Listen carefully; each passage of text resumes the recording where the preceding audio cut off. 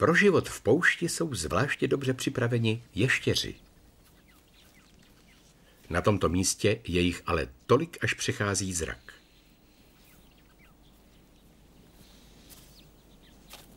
Skalní štěrbiny v Jižní Africe skrývají nejpočetnější populaci ještěrů na světě.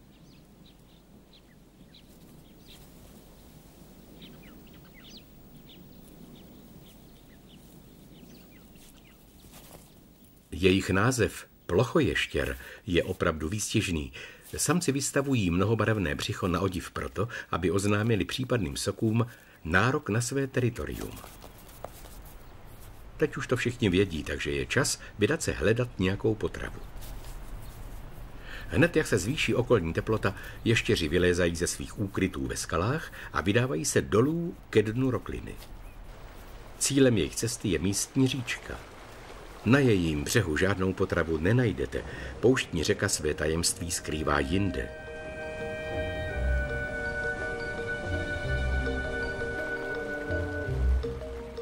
Každý den vylétají z bouřících vod tisíce muchniček. A právě kvůli nim se tady ještěři shromáždili.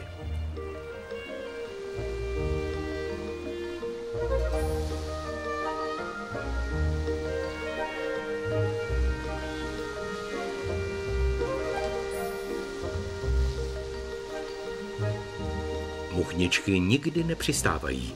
Ještěři si proto musí pro každé sousto vyskočit.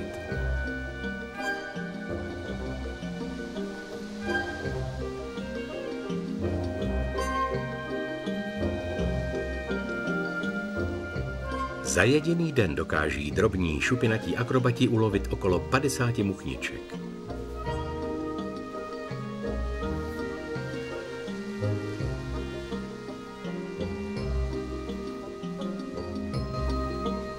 Poletujícího hmyzu je tu dostatek i pro několik stovek soupeřících ještěrů.